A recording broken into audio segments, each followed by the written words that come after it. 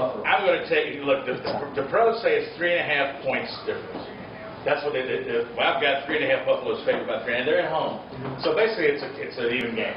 So I think it's a money line, but I'll take the Jets in the money line because if it's the pros think it's. You know, I've got to ask you again, Mario. We brought this up last week.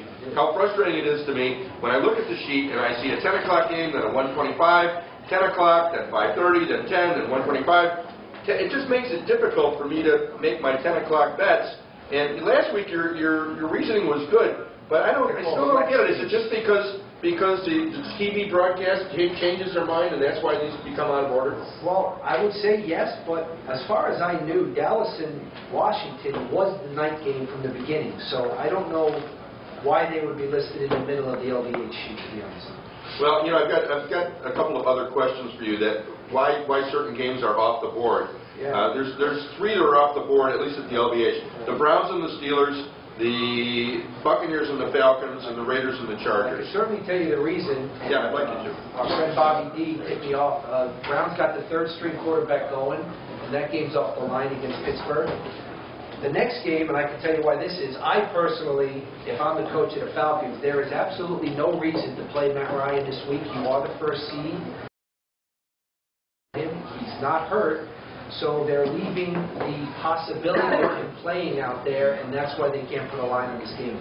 As for the Raiders and Chargers, I think it's because they can't find a coach that's able to coach.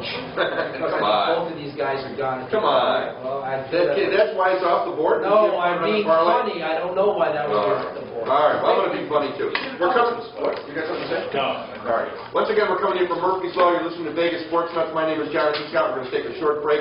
We're going to come back with all of our forecasts for Week 17 regulation here at Murphy's Law.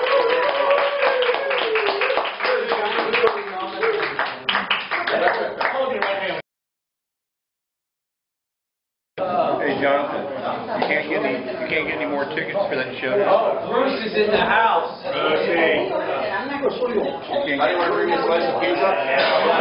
Where's my chili? Jonathan, you can't get any more tickets for that show tonight? Wait. Let me know, because I got somebody who wanted to go. Where's my chili? That's in the thing. Turn on the air conditioner. Chili. Put it in the back. How about 30. We all need big. 30. Here they are. Appreciate it. coming out in 30 seconds, big applause. Chili. We got one game now. Good. Yeah. Chili over here. We talked about one game. You jacked the hell out of that one. What? You jacked the hell out of the first game. Yeah. We got 30 seconds before. What was he asking me? 20. Okay, 20 seconds. 20 seconds. 20 seconds. That was a good show. John Adams was awesome. Still alive there? I don't think he's still alive. I think John was. No, He did. J.K. Walker lives here in fabulous Las Vegas. Fabulous stuff. Great time. I believe you're looking for comedy. Also, Comedy After Dark at the LVH Hotel, 10 o'clock show. Thursday through Sunday, starting in January 9th. Grandma Leaks here. You can get your tickets at TheLVH.com or at the box office.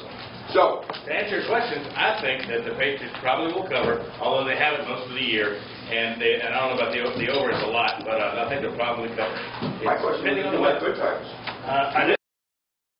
That one. I've had a lot. Speaking of Jeffrey G, I want to give a shout out to Jeffrey G. He is in Fort Lauderdale, Florida. And by the way, guys, I want to show you this. He sent me a picture today. I'm going to show it to you right now. And he's in Fort Lauderdale on the beach, and I just didn't know. Look at this picture. I didn't know that men actually had thong bathing suits anymore. Did you know that? Jeffrey, you're going to have to answer to that next week when we see you. Looks black. Once again, if you're near a computer, you can go to YouTube.com or go to VegasSportsNuts.com and you can see this madness on your computer. We love each other. Ravens-Bengals, a 10 o'clock game. Bengals -3, 41.5. Bengals have been good. Ravens have been good. Murray, what do you say? Very interesting game to me. They're both in the playoffs. Baltimore won their division. Cincinnati's the 6th seed. You could say there's nothing to play for. There's nothing to play for. I think that Cincinnati has to go into the playoffs with more momentum than the Ravens, who I think can turn things on. They're going to get Suggs back. Well, they have Suggs, but He'll probably be healthier by the playoffs. They're going to get Ray Lewis back. Everyone tried to bury this team, and I like John Harbaugh as a coach. I like him better than his brother. He's Well, you know what I said? Jim Harbaugh is a bum. And I send it to you every week. I've sent it to you. And last week I proved my point. I sent you a text message. Harbaugh, it's like as we say in Chicago, is a bum. Slowly I turn you. Step by step, inch by inch, Kokomoko. Cincinnati, if you don't like the Seahawks of the AFC, I don't think you want to draw the Cincinnati Bengals. They have special teams with Hawkins.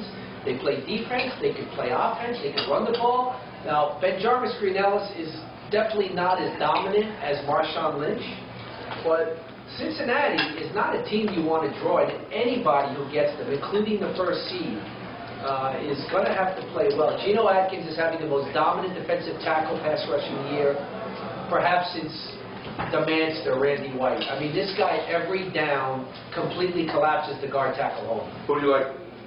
In this game, I think that Cincinnati is going to play harder than the Ravens, who are like the Giants in a way, an older veteran team, and they're just gearing up for the playoffs. What do you like? Unfortunately, my Giants aren't gearing up for the playoffs so much. Cincinnati, I think. Cincinnati, WKRP. I think, who did the Ravens play last week?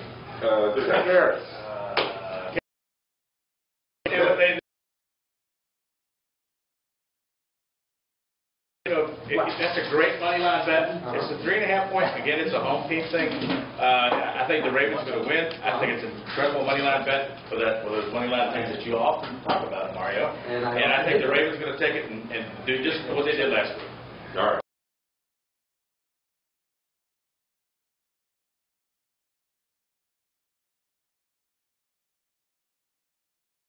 It was +6, and then Cleveland had to go to their third-string quarterback. So it was +6 Cleveland, -7 Pittsburgh. You're going to see a lot of Pittsburgh.